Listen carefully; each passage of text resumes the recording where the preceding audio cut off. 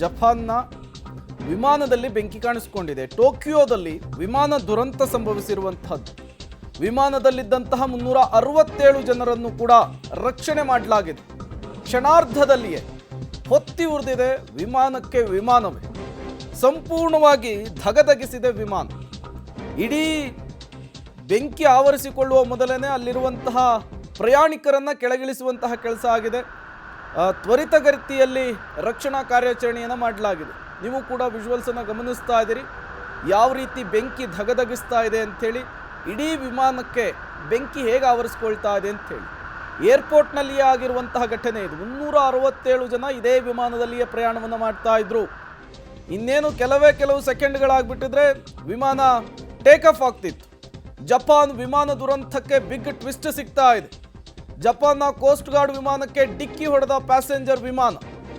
ಡಿಕ್ಕಿ ಹೊಡೆದು ರನ್ವೇನಲ್ಲಿ ಜಾರಿತ್ತು ವಿಮಾನ ಅನ್ನುವಂತಹ ಮಾಹಿತಿ ಸಿಗ್ತಾ ಇದೆ.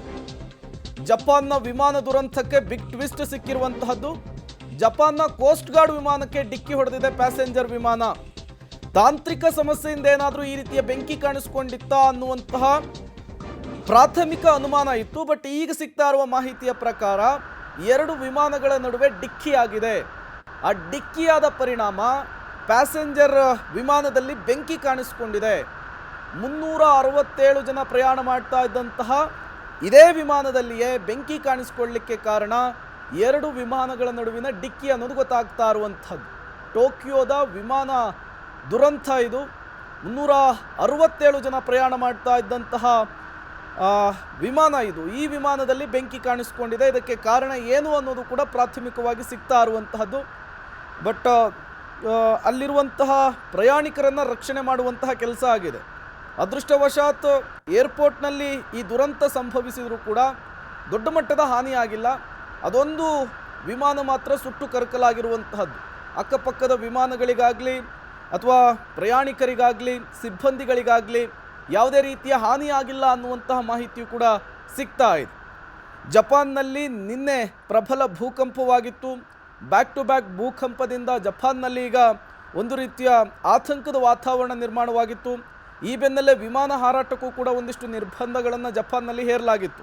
ಮತ್ತಷ್ಟು ಡೀಟೇಲ್ಸನ್ನು ಕೊಡ್ತಾರೆ ನಮ್ಮ ಪ್ರತಿನಿಧಿ ಶಬ್ಬೀರ್, ದೂರವಾಣಿ ಸಂಪರ್ಕದಲ್ಲಿ ಜಾಯಿನ್ ಆಗಿದ್ದಾರೆ. ಶಬ್ಬೀರ್, ವಿಮಾನಗಳ ನಡುವೆ ಡಿಕ್ಕಿ ಆಗಿದೆ ಅನ್ನುವಂತಹ ಮಾಹಿತಿ ಸಿಗ್ತಾ ಇದೆ.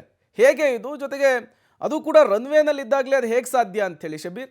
ಪ್ರೇಮ್, ಮೇಲ್ನೋಟಕ್ಕೆ ಈಗ ಕಾಣಿಸ್ಕೊಳ್ತಾ ಇರುವಂತದ್ದು ಏನು ಅಂದ್ರೆ ಒಂದೇ ರನ್ವೇಯಲ್ಲಿ 2 ವಿಮಾನಗಳು ಚಲಿಸ್ತಾ ಇದ್ದಂತ ಹಿನ್ನೆಲೆಯಲ್ಲಿ ಈ ಘಟನೆ ನಡೆದಿದೆ ಅನ್ನುವಂತ ಮಾಹಿತಿಗಳು ಬರ್ತಾ ಇರುವಂತದ್ದು. ಒಂದು ಕಾರ್ಗೋ ಫ್ಲೈಟ್ ಅಂತ ಹೇಳಲಾಗ್ತಾ ಇರುವಂತದ್ದು, ಮತ್ತೊಂದು ಪ್ಯಾಸೆಂಜರ್ ವಿಮಾನ ಅನ್ನುವಂತ ಮಾಹಿತಿಗಳು ಕೂಡ ಸದ್ಯಕ್ಕೆ ಸಿಗ್ತಾ ಇರುವಂತದ್ದು. ಈ ಒಂದು ಕಾರ್ಗೋ ವಿಮಾನಕ್ಕೆ ಪ್ಯಾಸೆಂಜರ್ ಫ್ಲೈಟ್ ಡಿಕ್ಕಿ ಹೊಡೆದ ಪರಿಣಾಮ ಆ ಪ್ಯಾಸೆಂಜರ್ ಫ್ಲೈಟ್ ಏನಿದೆ ಅದು ಸಂಪೂರ್ಣವಾಗಿ ಸುಟ್ಟು ಕರಕಲಾಗಿರುವಂತದ್ದು. 387 ಜನ ಈ ಒಂದು ವಿಮಾನದಲ್ಲಿ ಇದ್ರು ಅನ್ನುವಂತ ಮಾಹಿತಿಗಳು ಕೂಡ ಈಗ ಸಿಗ್ತಾ ಇರುವಂತದ್ದು. ಅದರಲ್ಲಿ 360ಕ್ಕಿಂತ ಹೆಚ್ಚು ಜನರನ್ನ ಈಗಾಗಲೇ ಸೇಫ್ ಆಗಿ ರಕ್ಷಣೆ ಮಾಡುವಂತ ಕೆಲಸವನ್ನ ಆಗಿದೆ. ಇನ್ನು ಕೆಲವರನ್ನ ಕೂಡ ರಕ್ಷಣೆ ಮಾಡಬೇಕಾಗಿದೆ ಅನ್ನುವಂತ ಮಾಹಿತಿಗಳು ಕೂಡ ಸಿಗ್ತಾ ಇರುವಂತದ್ದು.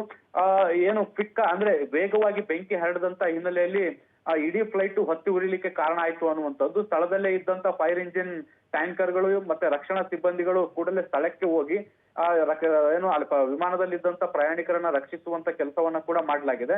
ಆದ್ರೆ ರನ್ವೇಯಲ್ಲಿ ಬೇರೆ ವಿಮಾನಗಳು ಇಲ್ಲದೆ ಇದ್ದಂತ ಹಿನ್ನೆಲೆಯಲ್ಲಿ ಯಾವುದೇ ರೀತಿಯಾದಂತ ದೊಡ್ಡ ಅವಘಡಗಳಾಗಿಲ್ಲ. ಮತ್ತೆ ವಿಮಾನ ನಿಲ್ದಾಣದಿಂದ ರನ್ವೇ ಕೂಡ ದೂರ ಇದ್ದಂತ ಹಿನ್ನೆಲೆಯಲ್ಲಿ ಬೇರೆ ಯಾವುದೇ ರೀತಿಯಾದಂತ ವಿಮಾನ ನಿಲ್ದಾಣದ ಆಸ್ತಿ ಪಾಸ್ತಿಗೂ ಕೂಡ ಧಕ್ಕೆ ಆಗಿಲ್ಲ. ಆದ್ರೆ ಇಡೀ ವಿಮಾನ ಸುಟ್ಟು ಕರಕಲಾಗಿರುವಂತದ್ದನ್ನ ಕೂಡ ನಾವು ನೋಡ್ಬೋದು. ಆದ್ರೆ ಕಾರ್ಗೋ ವಿಮಾನದ ಪರಿಸ್ಥಿತಿ ಏನಾಗಿದೆ ಅನ್ನುವಂಥದ್ದು ಕೂಡ ಇನ್ನಷ್ಟೇ ಮಾಹಿತಿಗಳು ಬರಬೇಕಾಗಿದೆ.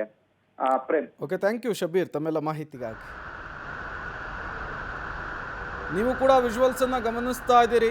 ಬೃಹದಾಕಾರದ ವಿಮಾನ ಕ್ಷಣಾರ್ಧದಲ್ಲಿಯೇ ಸುಟ್ಟು ಕರಕಲಾಗಿದೆ, ಬೆಂಕಿಯಿಂದ ಧಗಧಗಿಸಿದೆ. ಸಿಬ್ಬಂದಿಗಳ ಎಡವಟ್ಟು ಇಲ್ಲಿ ಎದ್ದು ಕಾಣಿಸ್ತಾ ಇರುವಂತಹದ್ದು. ಒಂದೇ ರನ್ವೇಯಲ್ಲಿ 2 ವಿಮಾನಗಳ ಹಾರಾಟ ಆಗಿದೆ ಎನ್ನುವಂತಹ ಮಾಹಿತಿ ಕೂಡ ಸಿಗ್ತಾ ಇರುವಂತಹದ್ದು. ಒಂದಕ್ಕೊಂದು ವಿಮಾನ ಡಿಕ್ಕಿ ಹೊಡೆದ ಪರಿಣಾಮ ಪ್ಯಾಸೆಂಜರ್ ಇದ್ದಂತಹ ವಿಮಾನದಲ್ಲಿ ಬೆಂಕಿ ಕಾಣಿಸಿಕೊಂಡಿದೆ. ಕಣ್ಣು ಮುಚ್ಚಿ ಕಣ್ಣು ತೆಗೆಯುವಷ್ಟರಲ್ಲೇ ಇಡೀ ಬೆಂಕಿ ಇಡೀ ವಿಮಾನಕ್ಕೆ ವ್ಯಾಪಿಸಿಕೊಂಡಿದೆ. ಕ್ಷಣಾರ್ಧದಲ್ಲಿಯೇ ಸುಟ್ಟು ಕರಕಲಾಗಿರುವಂಥದ್ದು. ರಕ್ಷಣಾ ಕಾರ್ಯಾಚರಣೆಯ ವಿಜುವಲ್ಸನ್ನು ನೀವು ಗಮನಿಸ್ತಾ ಇದ್ದೀರಿ. ತತ್ಕ್ಷಣಕ್ಕೆ ಅಗ್ನಿಶಾಮಕ ದಳದ ಸಿಬ್ಬಂದಿಗಳು ಬರ್ತಾರೆ, ಜೊತೆಗೆ ಸ್ಥಳೀಯ ಸಿಬ್ಬಂದಿಗಳು ಕೂಡ ಬೆಂಕಿಯನ್ನು ನಂದಿಸಲಿಕ್ಕೆ ಮುಂದಾಗ್ತಾರೆ. ಪ್ಯಾಸೆಂಜರ್ ವಿಮಾನದಲ್ಲಿದ್ದಂತಹ ಪ್ರಯಾಣಿಕರನ್ನು ತ್ವರಿತಗತಿಯಲ್ಲಿ ರಕ್ಷಣೆ ಮಾಡುವಂತಹ ಕೆಲಸ ಕೂಡ ಆಗುತ್ತೆ.